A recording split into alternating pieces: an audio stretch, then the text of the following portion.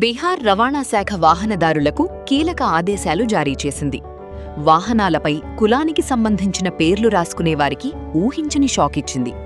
ఇకపై వాహనాలపై కులానికి సంబంధించిన పేర్లు ఉండరాదని స్పష్టం చేసింది. ఇప్పటికే పేర్లు రాసుకున్నవారు నెల రోజుల్లోగా వాటిని తొలగించాలని ఆదేశించింది. నెల రోజుల్లోగా పేర్లు తొలగించని వారిపై మోటార్ వెహికల్ యాక్ట్ 1988 ప్రకారం 2000 రూపాయల ఫైన్ వేయనున్నట్లు తెలిపింది. పేర్లు తొలగించడానికి వాహన యజమానులకు జూన్ మొదటి వారం వరకు గడువు ఇచ్చింది. గడువు ముగిసిన తర్వాత రాష్ట్రవ్యాప్తంగా రవాణా శాఖ విస్తృత తనిఖీలు చేపట్టనుంది. కులం పేర్లు కనిపించిన వాహనాలపై మోటార్ వెహికల్ యాక్ట్ 1988లోని సెక్షన్ 177 కింద 500 రూపాయల నుంచి సెక్షన్ 179 కింద 2000 రూపాయల వరకు ఫైన్ వేయనుంది.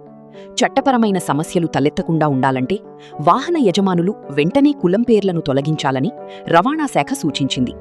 ఈ కొత్త రూల్కు సంబంధించి జిల్లా రవాణా అధికారులకు ఇప్పటికే రవాణా శాఖ స్పష్టమైన ఆదేశాలు జారీ చేసింది.